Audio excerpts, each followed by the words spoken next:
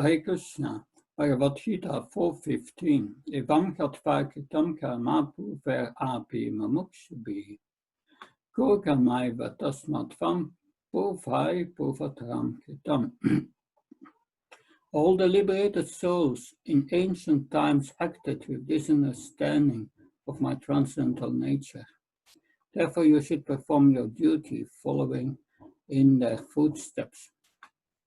Lord Krishna advises here to follow those who understood his transcendental nature. Yamaraj instructs the Yamadutas and explains them that it is very rare that someone has understood his transcendental nature. Those who have understood, they are the Mahajans.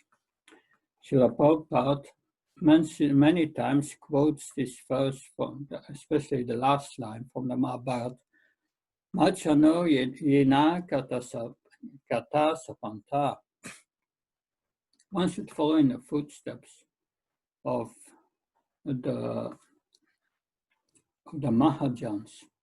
So this is a verse from the Mahabharata. The entire verse reads as follows: Tarko patishta shrutaya fibina nasafriseyasya matam nabinam dharmasya tatvam nitam kuyayam marchana yena kata sapanta.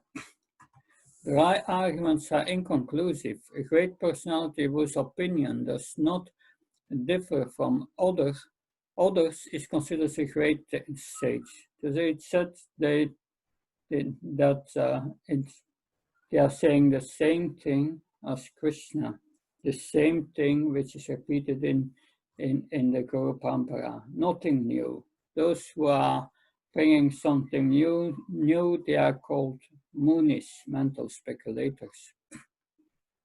Simply by studying the Vedas, which are variegated, one cannot come to the right path by which religion's principles are understood. The solid truth of religious principle is hidden in the heart of an unadulterated, self-realized person. Consequently, as the Shastra confirms, one should accept whatever progressive path the Mahajans advocate. Now, we have Yamaraj instructing the Yamadutas, and he mentioned 12 main Mahajans. Swambhu Narabasambhu, Koparika Palomani, Palajana Kobishma Bharavaya Sakirvam. The first is Swayambhu, is Brahma, and his son Narada. Brahma is a householder Mahajan, and Narada is a brahmachari. And then we have Shambhu, that the best amongst the Vaishnavas. Lord Shiva. Lord Shiva is also a Mahajan. He instructs great sages in the science of devotional service. Of course, he has also disciples in the mode of ignorance and is compassionate toward them. So different levels of disciples. He is also a householder, but without house.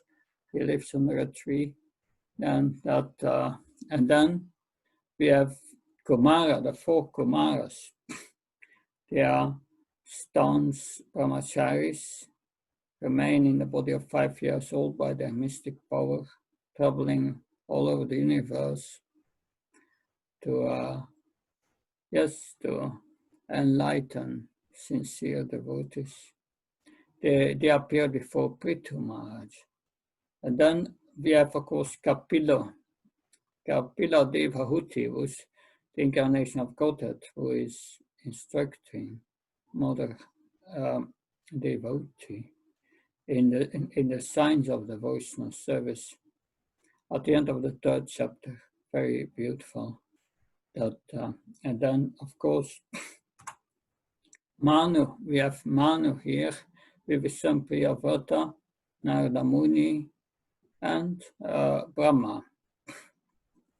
Because Swambhu Manu had given Priyavrata, his son, the order to become the emperor of the world, because there was no emperor at that time.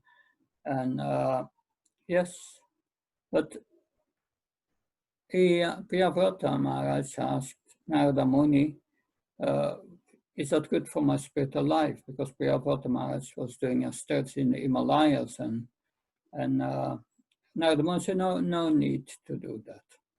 But then Lord Brahma appeared and gave him the instruction to become the emperor and to help with procreation, procreating population. But Priyavrata asked the same question to Brahma. Brahma replied, I give you the same order that I received from the Supreme Personality of Godhead.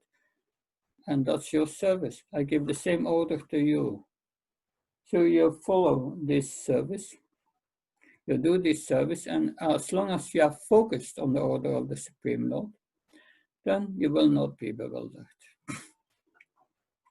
But anyway, this Swayambhuva Manu.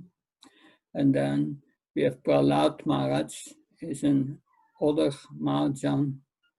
He became also a householder.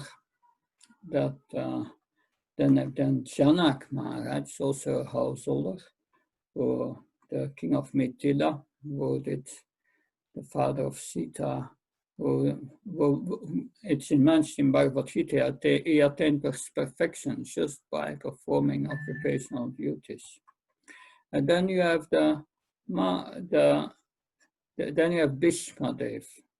He's of course a celibate, that lifelong brahmachari, instructing Yudhishthira Maharaj during many days on the battlefield in how to rule according to the religious principles. He said, if you follow these religious principles, you will always be protected by these principles. And then, of course, we have Sukadev Goswami, who speaks the Bhagavatam to Maharaj Pariksit.